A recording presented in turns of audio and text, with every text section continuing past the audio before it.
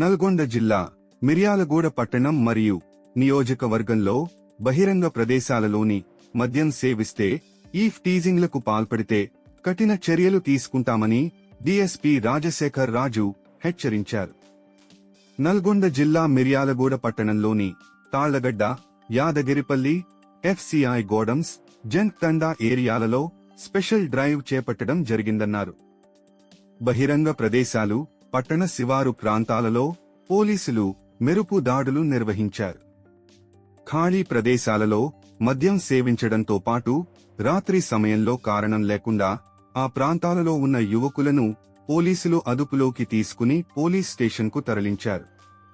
Division వ్యాప్తంగా ఉన్న police సిబ్బంది గ్రూపులుగా విడిపోయి పట్టణంలోని అన్ని ఖాళీ ప్రదేశాలను జల్లెడపట్టారు. పోలీసులు యువకులను అదుపులోకి తీసుకుని వారి వద్ద నుండి 25 బైక్లను పోలీస్ స్టేషన్కు తరలించిన అనంతరం డీఎస్పీ రాజశేఖర రాజు పట్టుబడ్డ యువకుల వివరాలను అడిగి తెలుసుకున్నారు. అనంతరం పట్టుబడ్డ యువకులకు వారికి కౌన్సిలింగ్ చేపట్టారు.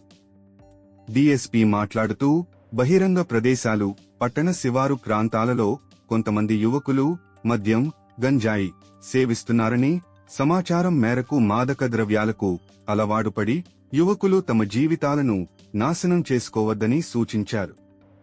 మొదటిసారి పట్టుబడిన వారికి కౌన్సిలింగ్ ఇస్తున్నామని అన్నారు.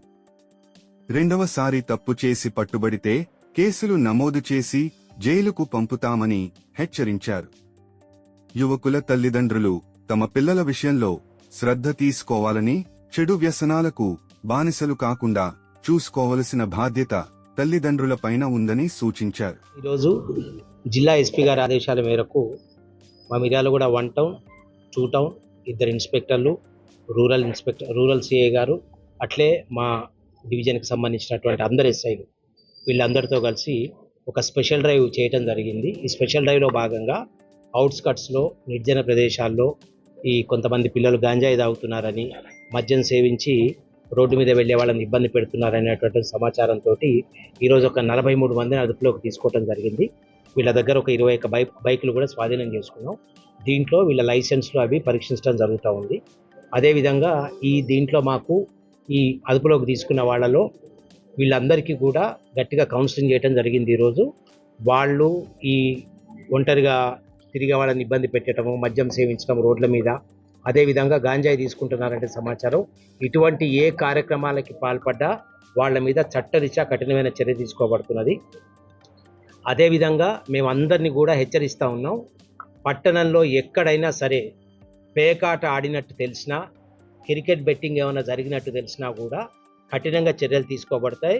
మేమందరినీ కూడా రిక్వెస్ట్ చేస్తూ ఉన్నాం, దయచేసి పోలీస్ వారు జరిపేటటువంటి ప్రజల మంచి గురించి, మన సెక్యూరిటీ గురించి పోలీస్ వారు చేసేటటువంటి ఈ ఎన్ఫోర్స్మెంట్కి అందరూ కూడా ఖచ్చితంగా కోఆపరేట్ చేయాలి. మా వర్క్ ఎక్కడ కూడా డిస్టర్బ్ చేయొద్దని అందరూ కూడా రిక్వెస్ట్ చేస్తూ ఉన్నాం.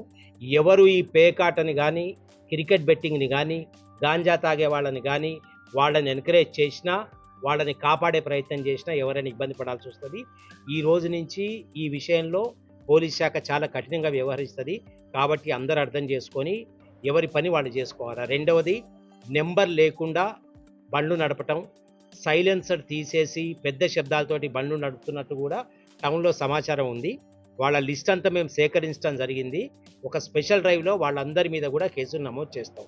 దయచేసి ఇది అందరూ గమనించి, దాంతో అంతకంటే ముఖ్యంగా నేను యువత తల్లిదండ్రులకి అప్పీల్ చేస్తూ ఉన్నాం, మీ పిల్లల్ని మీరు జాగ్రత్తగా చూసుకోండి.